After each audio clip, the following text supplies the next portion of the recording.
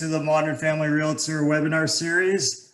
Today we are featuring our special guest, our mortgage broker, Estee Zacks. So thanks for joining us, Estee. As I mentioned, this is going to be an informal session, help you learn more about the Toronto real estate market and ask our team some of your most challenging questions. As most of you know, my name is Paul Chan. I am the founder of Modern Family Realtor, and we are proud to be ranked the top team at Right at Home Realty, which is the #1 brokerage in Toronto and the GTA. So during the session, as I mentioned, feel free to ask questions at any time. Use the chat box to ask or address any questions to any of our agents, and we'll do our best to answer them all. So before we start, we'll first introduce the entire team to everyone. So let's start with our special guest, Estee. Do you do just a quick introduction? Good morning, everyone. Good afternoon. Great to be here and looking forward to speaking with you all shortly.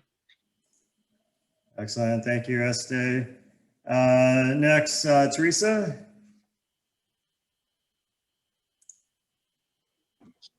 Great. You're on mute. Okay, hi everyone, my name is Teresa. I am one of the 8 agents on the team, and I've been with Modern Family for a few great years now. So I hope that we can provide you with some good resources that you can take away from this today. Excellent. Sam? Hi there, my name is Sam. I love real estate for many years, and I specialize in investment properties. Excellent. Jordan? Thank you, Paul. I'm Jordan. I've been on the Modern Family team since 2020, last year. I have a background in architecture and urban design, and similar to Sam, I love real estate, so looking forward to this session. Christine? Hi everyone, my name is Christine. I joined the Modern Family Realtor team last year in the summertime. I'm excited to be able to portray my skills to the team, and I specialize lately with leases and first-time home buyers. So I'm happy to be a part of this. Excellent. Anna? Hi everyone, my name is Anna, and I actually recently joined the Modern Family Realtor team. Prior to joining the team, I have over 10 years experience in public accounting. So I'm very excited to be part of this amazing team and very excited to this weekly webinar series. Excellent. Albert? Hi everybody, my name is Albert, and I recently joined the Modern Family Realtor team as well. My background is in finance, and more specifically in mortgage financing, so I have a lot of experience there, and I'm able to assist my clients with arranging mortgage financing and tips on how to successfully obtain mortgage financing. And I'm based out in Markham, so I specialize in that area, helping buyers find their next homes. Excellent. And Anthony?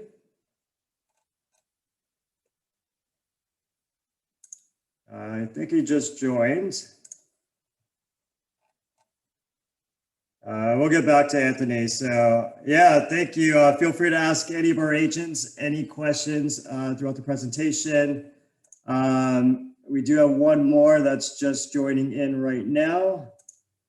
We'll give Anthony an opportunity to introduce himself, and then we'll start with some questions. Anthony, are you there? Hi, can you hear me? Yep. Yeah, just feel free to introduce yourself to everyone. Perfect. Hello, everybody. My name is Anthony. I've been a realtor for 5 years now, and with the Modern Family Realtor team for 2. I specialize mostly with residential, resale, and first-time home buyers. Excellent. So thank you, everyone. We are going to start with the first question from Kim. Kim asks, where are the advisable locations, and if one is hoping to buy for either short-term versus long-term? So that's a great question, Kim. Sam is one of our most savvy real estate agents, as well as investor.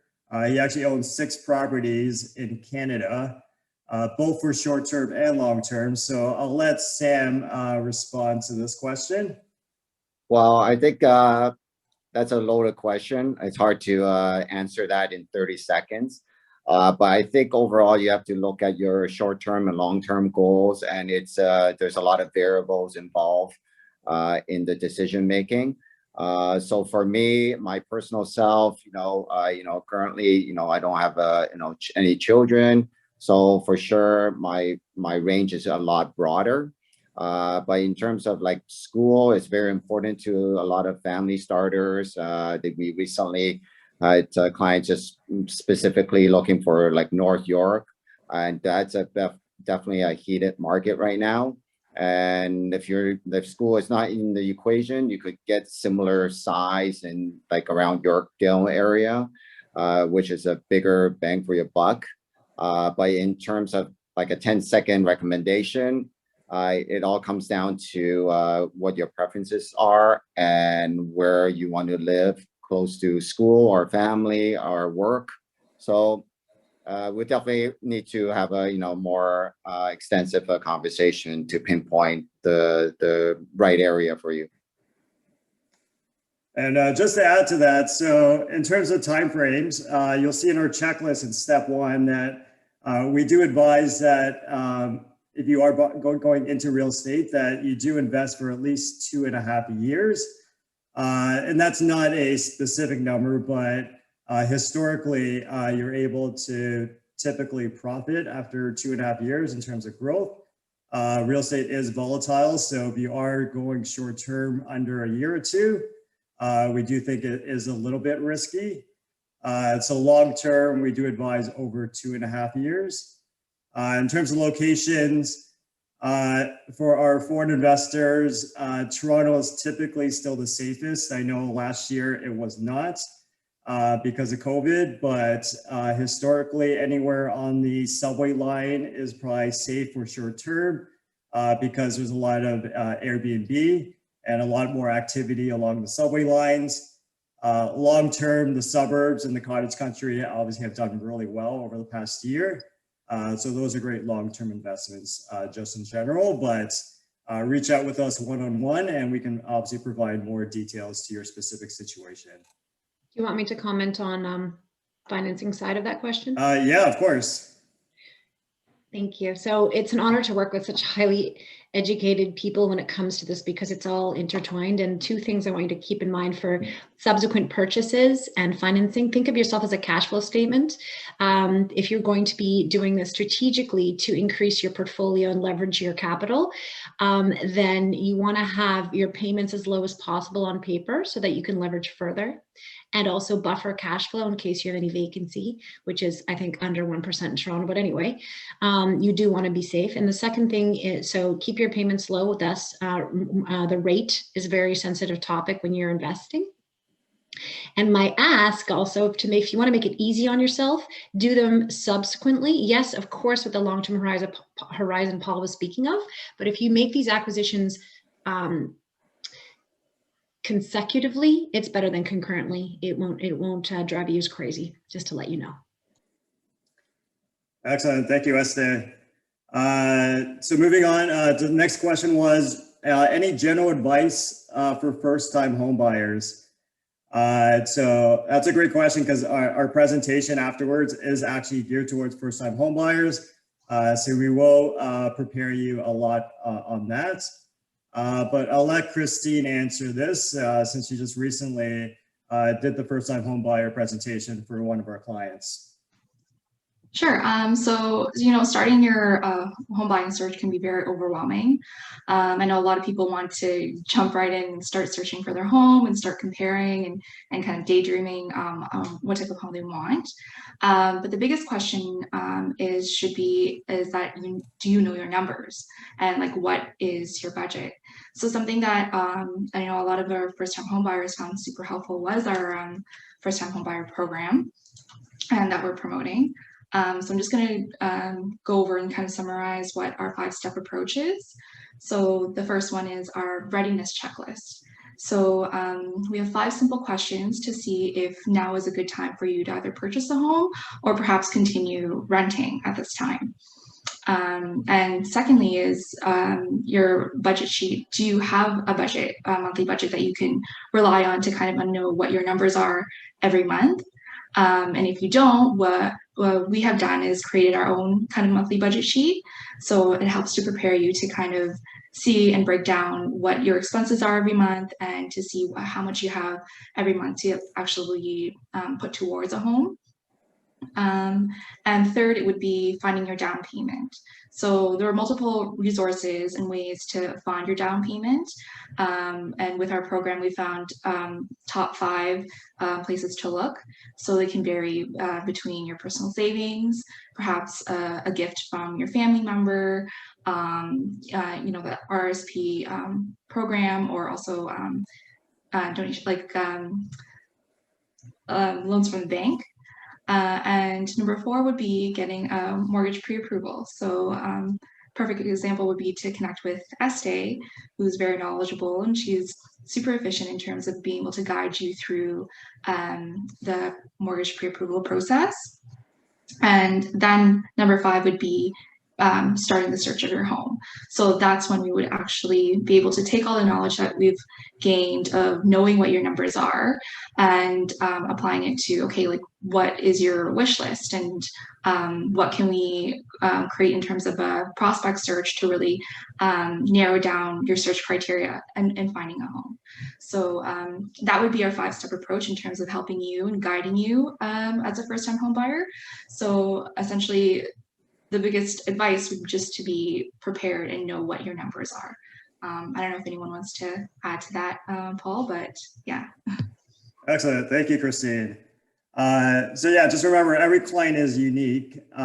So everyone's situation is a little bit different. We do recommend going through a one-on-one consult with one of our agents to walk you through the 5 steps. And we are providing a free $25 Amazon gift card for those who want to participate in that. And if you're not ready, feel free to refer any of your friends or family, and we will give both you a $25 Amazon gift card as well as your friend or family member who participates. So it's a great opportunity. We'll walk you through the presentation afterwards quickly. But definitely it is a one-on-one kind of consultation that you can take advantage with after the webinar. Okay, so next question we have is a popular one. So general advice for first-time home buyers who have been running into bidding wars and losing. So as you know, the market is red hot right now in Toronto, the GTA, cottage country. Majority of listings are have multiple offers and offer dates. We do have a listing right now at 16 Brookers Lane, unit 2801 in Mimical, Toronto. It does have an offer date. Our listing agent is Anthony on it. So Anthony, do you have any advice for these bidding wars that you're already experiencing on your listing right now? Well, I guess, first of all, I have to apologize. My webcam on my computer is still not working. I think it's a driver issue. But besides that, yeah, it can be difficult for first-time buyers who are trying to purchase a property and they encounter bidding wars left, right, and center. It is a strategy that most realtors are using these days in Toronto and the Greater Toronto area. So you definitely have to be prepared for it. Working as a buyer's agent, I try to educate my clients that we are going to be encountering these situations, especially during this time of the year. Springtime is a very popular time for sellers and for buyers. It's very important to know your numbers and be prepared. So what I like to do is just educate my clients on the market value estimates of each property that we're viewing. And I try to just set the expectations that, it's going to probably take a few times of submitting offers before we find the right one. So practice, and perseverance is key in a market like this. Always having one foot out the door. You don't want to be too emotionally invested in each property that you're looking to purchase. I try to advise all of my clients that there are tons of great properties out there. And if the property they're bidding on isn't the one that they win, we will move forward and we will find a great property that compares. And most of the times they find something even better. And sometimes they even get it for a better price. So it really just takes perseverance and trying to stay as emotionally detached as possible. Because of course, everywhere you go, it's a bidding war. As a seller's agent, it's a very effective strategy and tool. Of course, we generate a lot of hype. We're pricing the property below the market value. We're having tours for 7 to 10 days, and then we're hosting a presentation. And of course, everybody's offer is kept confidential in nature. So it really just comes down to, you know, who wants the property the most. And of course, we accept the strongest offer on the buyer's end, or on the seller's end, sorry. Excellent. Thanks, Anthony. Another tip is to really align yourself with a great mortgage advisor, someone like Estee, who can actually get you a pre-approval and know your top limit. So we know sometimes these bidding wars go 200, 300,000 over asking, and they are firm offers typically. So you want to make sure that your financing is all approved in advance, and that you know your upper limit, because you may have to go above that if you really love the property and want to win out. So getting your financing is another key thing that could help you from winning out if possible. So next question is, I guess, similar to the last one. Again, with the bidding wars, a lot of buyers are experiencing extreme burnout from bidding wars. Some are even risking non-conditional offers to win these bidding wars. How can we get these bids without being ripped off by bidding higher prices with conditions, or protecting ourselves by offering non-conditional offers? So it's another good question. Same thing. It's challenging for buyers right now. It is a seller's market. If there are, say, 20 offers on the property, the seller does get a choice in terms of picking the best one. So we do advise our buyers, if possible, to come in with a firm offer. That's at least going to get you into the game and give you an opportunity to win out. Because with like multiple offers, it's really hard for a seller to accept an offer that has a condition. Because if that condition falls through, they're going to lose out on a lot of money and have to relist again. So it's very risky for them. So really, you got to prepare in terms of the conditions. For condos, we get our lawyer to review the status certificate in advance of offer date. That way we can feel comfortable waiving that condition. So our lawyer typically takes only about 1 hour to actually review it. So Alex is really quick, and he can provide you with some comfort in terms of the status certificate condition. Financing, as we mentioned already, working with someone like Estee, you want to make sure that all your financing is in order and that you are pre-approved for your top limit. So that way you may be able to waive the financing condition if possible. And the third most common one is home inspection. Some of the homes will have a pre-home inspection report. So we will review that with you guys in advance. See if there's any red flags. We have home inspectors that we work with that can review it as well. And we want to make sure that you guys are comfortable with everything on the home inspection. If there's anything that you dealt, we still advise that you do include maybe a home inspection condition on there. But we will do in our best to prepare our clients for these bidding wars and put you in the best possible position to get there. Our goal is we want to win, but we don't want to overpay. So we try to work really closely with the listing agents to align ourselves that to get on their good side, so we can actually help you guys negotiate and hopefully just win out by a couple thousand. We try not to overprice, and our team is very analytical, so we know our numbers, and we'll be able to kind of better advise in terms of the price as well. Anyone want to add to that one? Okay, we'll go to the next question from Charlie. Have you noticed one-bedroom condos struggling in the surging markets? Jordan, do you want to take that one on? You've done a lot of one-bedroom condos.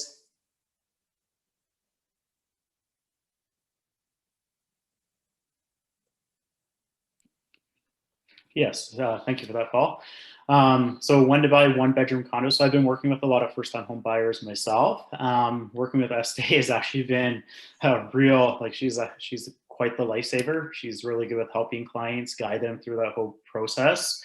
But in terms of one bedrooms in particular, I'd say if you're a first-time home buyer, we're noticing a lot of first-timers buying one bedrooms to 1+1s. Great opportunity. You're finding them in the range, I'd say between 450 square feet, maybe to your mid 550s.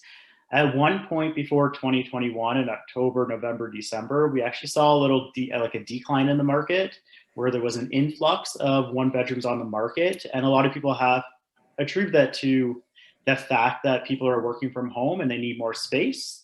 So clients were actually able to get one bedrooms for under $500,000, which was really tough to find a year ago at this time. And it's also become a little bit more challenging now as well. So one bedrooms, in my opinion, really good starter position. Even bachelor units, you see units on the market that say 0 bedrooms. That's just because it doesn't have a defined wall in many cases actually make it a bedroom. In some cases, they're actually quite, you can find some that are 300 square feet, but you can actually find some that are actually quite spacious, where you can actually have a bed, you can have a living room. But getting into the market and finding a space that you really love, and not just, okay, yeah, this is, I like it, but finding a place you absolutely love, I think is a really important aspect to being to finding a place, especially as a first-time home buyer. But in terms of the one bedrooms, I think they're a great opportunity. We all have to start somewhere in terms of the condo market. My very first place was 460 square feet. It was considered a junior one bedroom, had a nice functional flow to it. I would say that's another important feature of a one bedroom unit as well, is understanding that space and how it works. But I would say in terms, I don't know if it's really answering the question specifically, but definitely I'd say one bedroom, two bedroom, 1+1, there's a client for every situation. Excellent, thanks Jordan. Next question from Ali. As a new investor, what areas outside of the GTA do you recommend? So I'll send that to Teresa. Teresa is in Brampton. She does most of our clients in the GTA. Teresa, what areas would you recommend?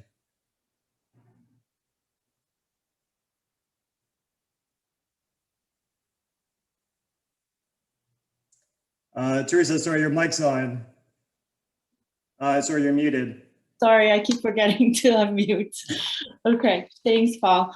So I think, you know, to answer that question, it kind of depends on everyone's kind of, you know, personal situation, as well as we've mentioned, you know, how far you're willing to travel outside of the city. Will you need to, you know, commute back and forth for certain reasons? So the farther you go away, you move away from the cities, obviously you can find at a cheaper price and potentially have, you know, more growth benefit for you. However, also being so far away from the city, it will take time for developments to come up, and, you know, for the neighborhood to kind of get into a stage where you would be able to gain a good enough appreciation on your property. So the growth factor may not be as quickly as it is in the city if you were to purchase a property there. So it really depends on, I think, what your budget is, how long you're looking to hold that property, and ultimately what future plans you may have that will require you to change your circumstance, etc.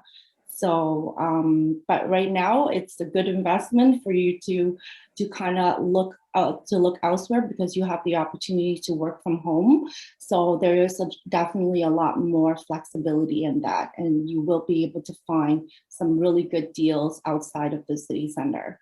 So most of my clients right now have gone for the north. I think that is the most accessible for them to be able to get into the city, and therefore the majority have kind of looked into, as far as Collingwood, or like Paul said at the beginning, into cottage countries even. But I've also had clients go far west, and those have all been, like the growth in them have been pretty good. So I think they're all good investments at this point. Excellent. Thank you, Teresa. Next question from CW. This is geared towards Estee. So can we discuss fixed versus variable rates? So very popular question with rates fluctuating so much in 2021. So Estee, do you have any tips or advice? Absolutely. So there's absolutely. Okay, fixed versus variable is fun to read about because everybody has kind of a twist on it. Really, it's tailored to your particular situation, risk tolerance, and when you're looking at those two. The variable, of course, is the one that fluctuates. The fixed is the one that stays the same. And you may think with fear that you would want to fix in general, but the real risk lies in the following. With variable, the risk lies in the risk that your interest goes up.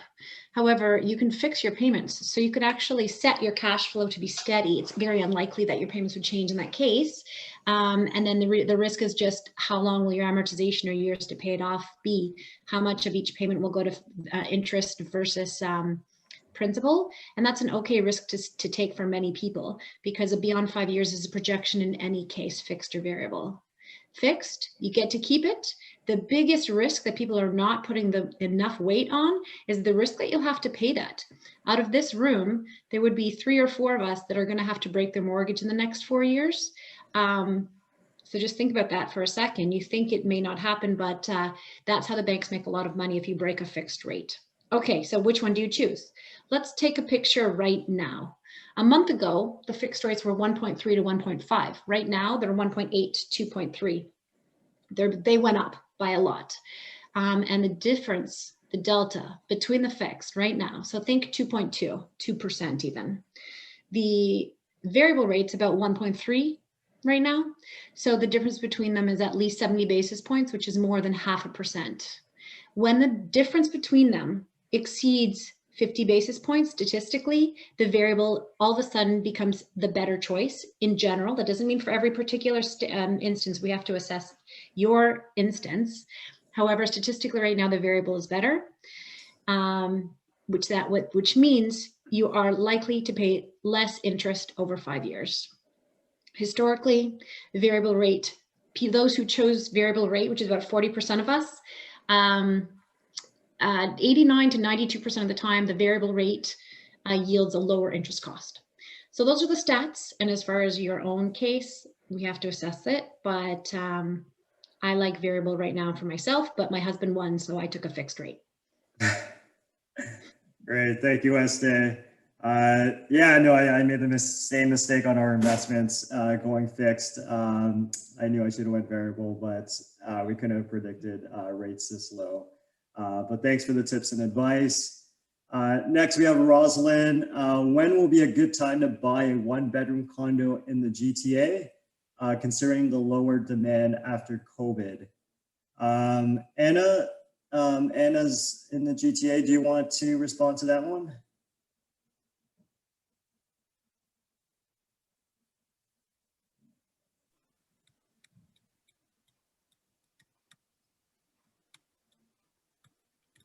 Paul, can you tell me again the question you wanted me to take over? Sure. When will be a good time to buy a 1-bedroom condo in the GTA, considering the lower demand after COVID? Well, I think right now, like we've mentioned before, because the market is so heated up, you really don't know how the market is going to go in 2021. There are many different predictions. The most common prediction that I've been reading is that the prices will continue to go up. It's a heated market and it's continued to expect to be that way. So I would say if you have the potential right now to get a 1-bedroom condo, you have the right resources, you have the mortgage pre-approval, you should start looking into getting something at this moment, if possible, because you never know how the prices will increase and how the prices are expected to increase in the future. Excellent. Thanks, Anna. Next question from Kathleen. What are the advantages and disadvantages of investing in pre-construction properties versus a house that's already built? So we'll go to our pre-con expert, Sam. Sam owns a couple pre-construction properties as well as houses. So Sam, what are the advantages and disadvantages?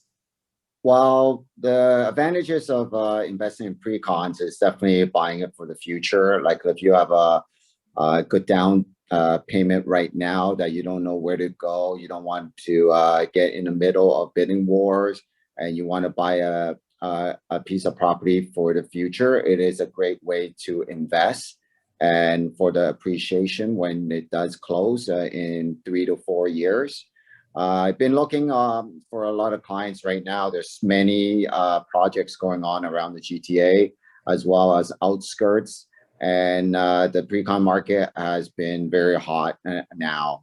But for the disadvantages, I would say being personal, there are a lot of maybes. Because pre-cons, you're just looking at a picture right now. You don't know what's going to come in 3 or 4 years. The builders can definitely make changes, minor changes that they have every right to. So the unit that you saw on paper might not come out exactly what you foresee or foresaw from the initial blueprints. So those are the risks that you have to take or taken into account and be aware of that. Excellent. Thanks, Sam. Next question from Denise for Estee again. Is applying for a mortgage different when you buy a plot of land versus getting a mortgage on a house? Yes.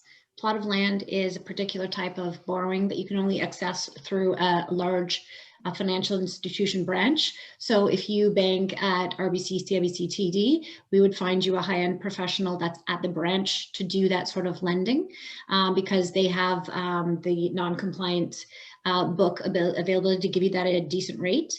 If there's any dwelling at all on the property, then you would get a regular mortgage. Hopefully you could get enough with the value as is.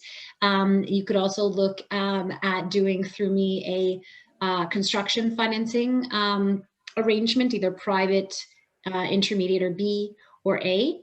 And that would be a different type of lending where you take it in increments. But as far as buying it, it's much easier if there's at least a dwelling on it as far as what you can do with it. And buying land itself, if I was me, I would do it from RBC in the branch. Excellent. Thank you, Estee. Next question from Ashrath. When is the best time to sell a condo in Scarborough? We'll get hot after a month. I bought a condo in Markham and Shepherd area, and it's still in the process of being built before occupancy date is given, but thinking whether it might be a good time to sell or stand pat for now. So yeah, that's a great question. Scarborough's actually being really hot right now. We had over 30 offers on a property in Scarborough. We've been tracking it for a couple clients, and everything's going like 100, 200,000 over asking. Scarborough is one of the more affordable areas in Toronto, so it's had one of the highest growth over the past year. So a bungalow, I think 2 days ago, just sold for like 300,000 over asking. So now is a good time to sell. We're definitely at a record peak. We don't know where the market's going over the rest of the year, if the government's going to intervene and slow down the market, if interest rates are going to go up and maybe slow it down. So right now is a good time to sell. If you have a pre-con that's in process, you can sell on assignment. So what that means is you're not actually selling the property, you're selling the contract. So you can typically just take a profit by selling the original contract and say, we've done this in the past. A client may just take in $100,000 in profit. You get all your deposits back, and the new assignor will kind of take over your contract. So a lot of investors do that if they don't want to pay all the closing costs once the building does register and closes, because as you know, that could be substantial.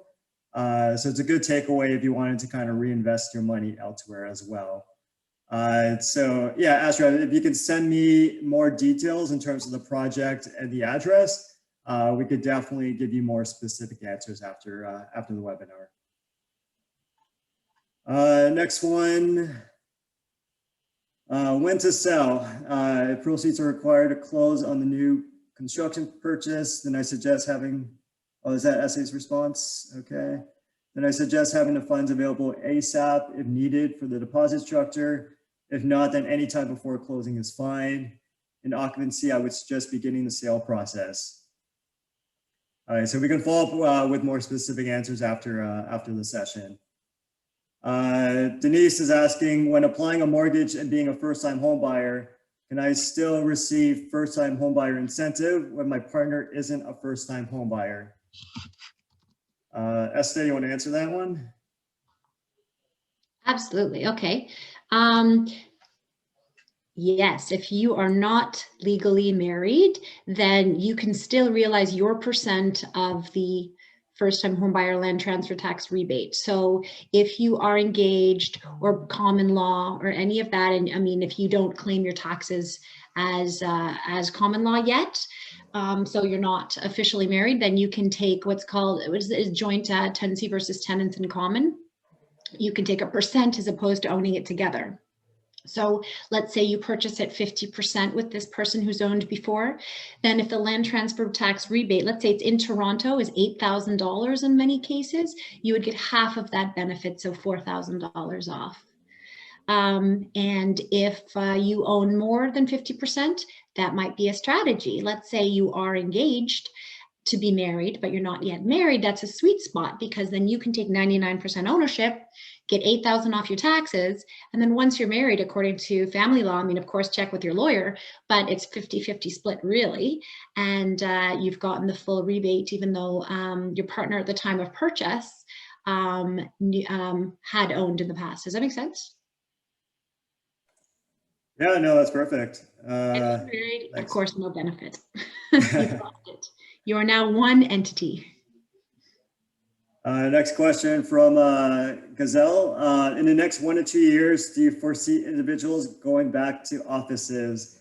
Will there be more ROI within Toronto or the GTA? So that's a great question. That's really, really hard to predict. Obviously, month to month changes so much right now. We hopefully do anticipate that once everyone's vaccinated and it's safe. But as you know, anything can happen and change in this marketplace. But yeah, I'd see, hopefully companies are planning, university campuses, everyone's planning next year to come back in person. But as you know, some companies will be staying virtual. So it all depends. We already have seen an influx coming back into the market in Toronto, the GTA, hence kind of the hotter market and bidding wars. So people are anticipating coming back to the city. So we see a lot more interest there. So I think that will continue to increase over time as well. Okay, next question. From Ashrith, torn between whether or not living in the condo with your family, your wife and child, 2-bedroom and 2-washroom condo with new appliances. So I guess a lot of families are, I guess, debating whether to stay in a condo or move to a house. Like many of you seen over the past year, the trend has been for moving out of a smaller condo and moving outside the city into a larger space. Just because more people are working from home, people want a backyard, just a little bit more space because of COVID and all the restrictions. So lot of our clients did that. They did sell their condos and move to the house. We don't know if that's going to change back, and people might move back into the city over the next year as offices reopen. So again, it's really a personal decision. So consult with one of our agents one-on-one to figure out kind of what is the best option for you. Let's see, next one. From Rosalind, what is the minimum amount I should save for the down payment and additional purchasing costs to buy a one-bedroom condo in the GTA? Albert, did you want to take that question on? Sure, thanks, Paul. In terms of, it really depends on the purchase price and what you're looking to obtain in terms of how much the eventual cost might be, because there are some guidelines with regards to the minimum down payment required. Generally speaking, the minimum down payment required would be 5% of the total purchase price. Now, depending on the purchase price as well, if we start exceeding certain thresholds, you might need to increase it slightly. But the increase wouldn't be considerably significantly different because it is tiered based off of the final purchase price. So roughly approximately about 5% would generally be satisfactory. We would generally recommend it also that if you are able to comfortably put a little bit more, this will help save you mortgage insurance premiums, because anything with less than 20% down payment will require mortgage insurance premiums to be usually just tacked on to the mortgage balance as well. So it's an added cost over long term for you. And that's usually because most aren't in the capacity to pay the mortgage insurance premiums up front, right? So it is an offset in terms of you having to put down not as much of a down payment, but there is a long-term cost associated with that. Thanks, Albert. Next question was from Camilo. With the new tax on vacancy properties in Toronto, do you predict many investors will sell their properties, or do you predict this will affect the market? Sam, you want to take this one on? Oh, sorry. What was that about the vacancy tax? New tax on vacancy properties in Toronto. Do you predict many investors will sell their properties, or how do you predict this will affect the market? Yeah, I think we'll have a blimp for sure, but it is hard to predict what's going to happen, because I know in Vancouver, with the tax, definitely have an effect because neighbors are kind of calling out on the houses over there that are emptied, but I don't know how intensely it was enforced by the government. So I would see that definitely there will be an effect, but I don't know if there's going to run for selling out the empty houses, or are they going to are the immigrants or investors going to fill up those empty vacancies? So right now, I don't know. Yeah. It's tough to predict. Yeah, it's probably not going to have a big impact like the foreign buyer tax in 2017 that really kind of did a housing correction on the market. Vancouver is a little bit more impacted. They have a lot more foreign buyers than Toronto does. Yeah, as Sam mentioned, it might have a small impact, but it won't be like the foreign buyer tax. We don't predict. Next question from CW. What are the benefits available for a first-time home buyer from a tax or deduction perspective? We'll go to our CPA agent, accountant, Teresa, maybe to answer that one.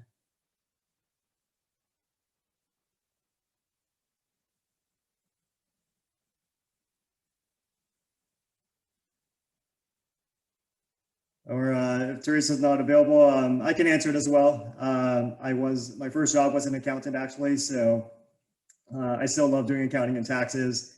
So definitely a lot of advantages in Canada for being a first-time home buyer.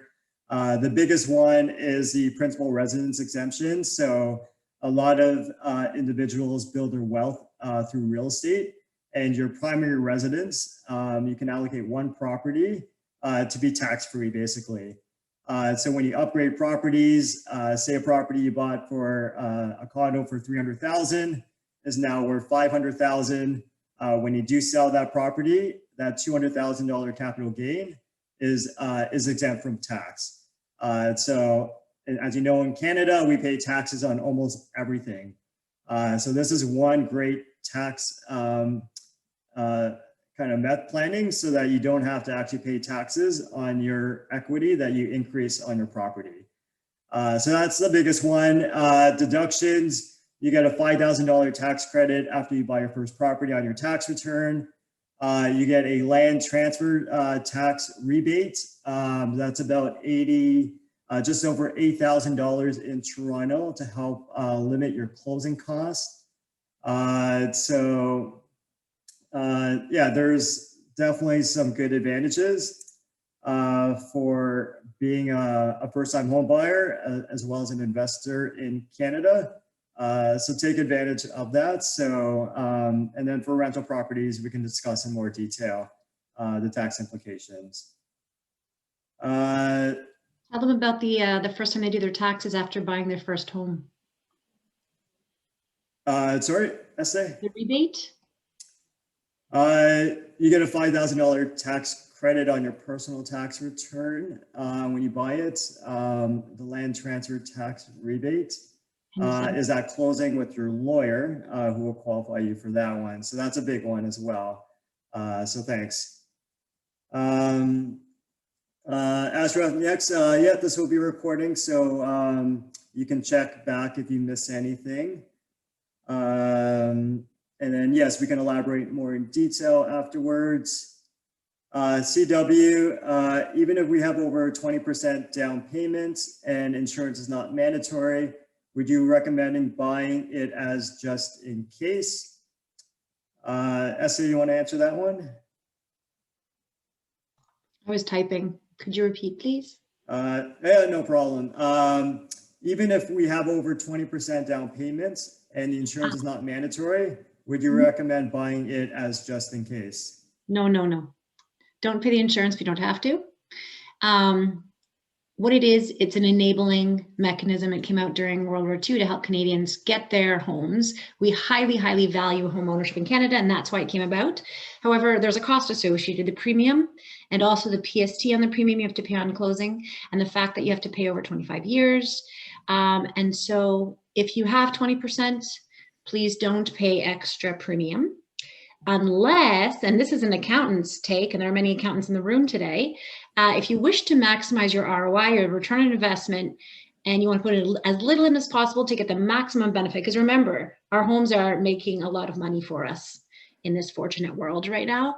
And thus, if you want to buy for $500,000 and put only $25,000 in, while you pay the premium, it's more than worth it, because the return on that $25,000 will be quite a bit higher than if you put in $100,000. Excellent. And we'll do one more question from Ali. With the current price per square foot, does it even make sense to invest in pre-construction condos if your cash flow is negative? Sam, this is right up your territory. Did you want to answer this one? All right, thank you for the last question. Yeah, definitely the last 5 years, condo prices have skyrocketed to a point that the monthly rents does not cover the costs, and it's been negative cash flow. But a lot of people still buying the pre-cons for the appreciation down the road. So the rental right now for one bedroom downtown is around like $1,500, $1,600. And the cost of carrying is like over $2,000 at least, depending on your down payment, your mortgage rate. So it's definitely not a great equation. But if you're looking at it on a equity perspective, do remember half your mortgage payment is half of it generally is principal. So you're still really adding equity, but in a way it is negative cash flow.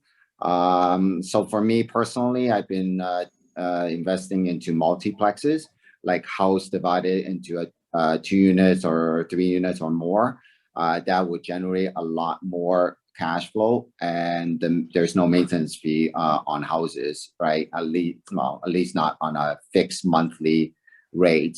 So that will definitely a better investment than condos right now. Great, thanks, Sam. Appreciate all your questions. It's been fantastic.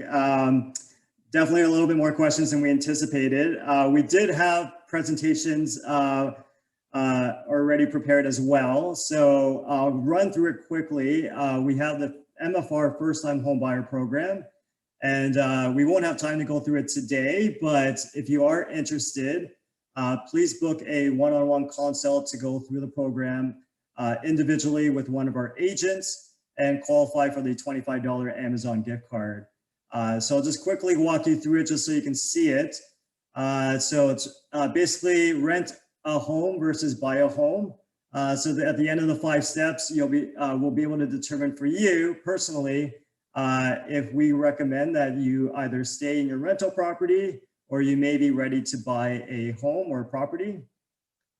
The 5 steps are readiness checklist. We have our MFR budget sheet, how to find your down payments, get a mortgage pre-approval, and then begin your search for your dream home. Step 1, we do have a checklist we can send you a PDF copy to complete, and this will help you determine if you are ready to buy a home or not. We are very accounting and finance analytical team, so we have a ton of spreadsheets for you guys if you like spreadsheets. We have budgets for your first home. We have budgets for how to increase to your second home. Or if you're an investor, we have ROI budgets, spreadsheets as well to calculate your return on investment. So if interested, email us and we can provide you with the spreadsheets to walk you through. Some case studies. I'll let Jordan give some examples of some recent clients this year that have gone through the first-time homebuyer program. These are actual numbers from our clients and properties that they have purchased.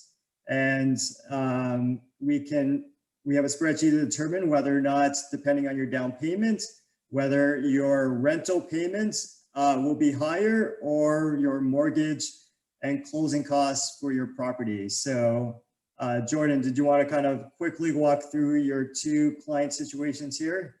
Yeah, for sure. Thank you, Paul. So there's 2 examples here. One is at 38 Joe Schuster Way, which is in the West End, and then 32 Charlie Crescent, which is in the East End. So I had a few clients who were renting. Pandemic happened, rent prices went down, and they were looking to renew their rent, either look at something different. And just through conversation, like, how much are you paying for your rent? So one was paying $21.50, the other one was paying $18.50. And then looking at what is the cost of a 1-bedroom condo today. So this is going back in at the end of 2020. We're able to find a couple units that were under $500,000. So plugging in the numbers and putting 5% down for both of them, they were in the low $2,000 range per month for their mortgage. And another thing you have to consider as well, when you do purchase, it's not only mortgage, but you also have your taxes and your maintenance fees. But adding all the numbers, it actually became very close where they're saying, okay, that if I actually get into the market at 5% down, if you compare it to my actual rent that I was paying, I'm only paying a couple $100 more per month to actually get into market with 5% down. Now, if you look at it from a 20% down perspective, you could actually see that they were paying less as opposed to their rent. But a lot of people, what I find with first-time home buyers, they feel like you need to have the 20% to get into the market, but that's a huge misconception. You only need 5%. Up to 500,000, then it does change. You need a little bit more in addition to that. I think Estee talked about that earlier. But great opportunity to compare by using this Excel spreadsheet that we have to see what is your monthly payment at 5, 10, 15, 20% down versus what you're paying in rent now. So most definitely, if you're interested in learning more about this, contact us. We'll provide you the document, but also run some numbers for you as well to see what additional funds you need. Excellent. Thank you, Jordan. Next, we have step 3 is find your down payment. Teresa, do you want to walk us through kind of 5 methods most of our clients find their down payment and deposit from? Sure, thanks, Paul. Okay, so I'll just really quickly go over them. The first option is obviously looking into your personal savings that you may already have set aside, or you can just, start to set up now. Making withdrawals automatic from your paycheck every month will be able to allow you to do that without, putting in any sort of work to it. So that is really a good option for a lot of people. You can also consider making withdrawals from your investment holdings if you have any. So any stocks, mutual funds, GICs, even your tax-free savings. But when making those type of decisions, we always recommend that you speak with your bank advisors to make sure that you understand all the tax implications and the timing of when you can do this or should you do this. The next resource is really the most popular, and I personally have had to ask for help from my family as well when I first started. So this is, your family can either gift you the money free and clear of any liabilities, or they can loan you the money and by setting up like a private loan. So with this, you would have a little bit more flexibility in determining, your payment agreement, etc. So it may be a better option for a lot of people than asking for asking for a loan from a bank. However, there are people that may still need to apply for a personal line of credit or a personal loan from the bank. We only recommend that if you absolutely have to, because with these type of loans, you just have to make sure that you have budgeted the payment and interest costs into your expenses. And also this may negatively affect your debt to income ratio, as you mentioned at the beginning. So it may have an effect on your mortgage approval process and ultimately the amount that you can borrow. So other than these 2 traditional methods, we have also a few government programs that's available that you may be eligible for as first-time home buyers. So the first is the first-time home buyer incentive. So what is offered here is really an interest-free loan for first-time home buyers to either purchase a resale home based on a certain percentage of the purchase price of your home. So this incentive is a shared equity mortgage type. So they do have a stake in your property as well. So if they loaned you 5% of the property value currently, in the future, when you decide to sell, you'll be required to pay back that 5% of the fair market value, or ultimately what you sold the property for at that time. So you have a 25-year window to pay this loan back, or when you decide to sell, whichever comes first. Then I think the last item we have here is really is the home buyers plan, which may be more accessible to a lot of people. So this plan allows you to withdraw funds from your RSP tax-free to either build or buy a home. You can withdraw $35,000 tax-free for yourself, or a combined $70,000 for you and your partner. And you have 15 years to pay back the amount into your RSP. So. Excellent. Thank you, Teresa. Step 4 is getting your mortgage pre-approval.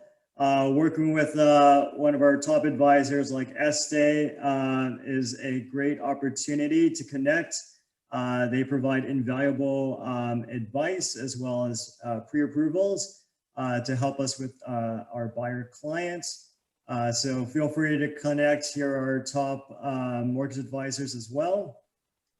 And then Teresa, the final step. Which is the most fun? Yeah, so the final step is really, the part where you prepare your wish list and, can start going to see homes. So this is obviously the most fun part for a lot of people. So hopefully once you've gone through all these preparation steps and spoken with your mortgage advisors, you would be able to have a mortgage approval in place. So at this time, we would now know the price range that we should be working with and what type of homes may be best best fit for your needs. We'll then set up just a quick discussion with you just to go over some of your basic requirements, any other wish list items you may want to have, and any special considerations that we may need to consider for both your situation currently or any future plans you may have. Then we will set you up on a prospect search where you'll be able to see all the available properties currently available on MLS, fitting your criteria, and you can start selecting the property that you would like to see, and we will take care of all the bookings and accompany you on all the appointments. So our team is really here to help you with every aspect of this process and do our very best to get you the best deals on your dream home. Excellent. Thank you, Teresa. So, sorry, we ran through that pretty quickly, the 5-step process. If you want a copy of the program, email any of our agents to provide you with one. We will be providing this webinar as a recording as well, so we can provide you with the link if you wanted to review it. Here are the contact details, our phone numbers, our emails. Feel free to reach out anytime, and we're happy to assist you. Booking the one-on-one consult, let us know when you are available, and we will book an individual Zoom call with you. It takes probably about half an hour, and we'll go through the 5-step program with you and provide you with all the documents. So that's the end of our presentation. Estee also has a presentation as well for those who want to stay on. I know we've gone over our time limit, so I do apologize about that, but we didn't anticipate so many great questions from everyone. So let me just see if I can pull up Estee's presentation. Do you want to leave it and then have everyone there's some sophisticated investors here, some first-time questions. Do you want to leave it like one-on-one, or shall I do it? Yeah, we can. We'll provide you with Estee's presentation as well, and she can do it one-on-one with you. So we'll provide both of them to you guys to your email, and feel free to follow up with Estee for any mortgage advice. She is fantastic. Thank you for joining us, Estee. Always appreciate all your advice. I think we've been working together for 7 years. She's probably done $15 or $20 million worth of loans or mortgages for our clients. She does get fantastic rates. So typically maybe 10 or 20 basis points under kind of our competition. And our clients love that because that saves them thousands of dollars at the end. And it's really key, and potentially can get you into a bigger and better property as well. So thank you guys all for joining. This is a monthly webinar. Our next session will be April 22nd at 7 p.m. We'll be featuring our lawyer, Alex, who's also an MBA, and he'll be going over some legal implications of real estate. So feel free to join us for that, as well as our team. And we thank everyone for joining, and we'll send you guys all an update in terms of the presentations and webinar, and hope to see you guys all next month. Thanks, and enjoy the rest of your day. Thank you.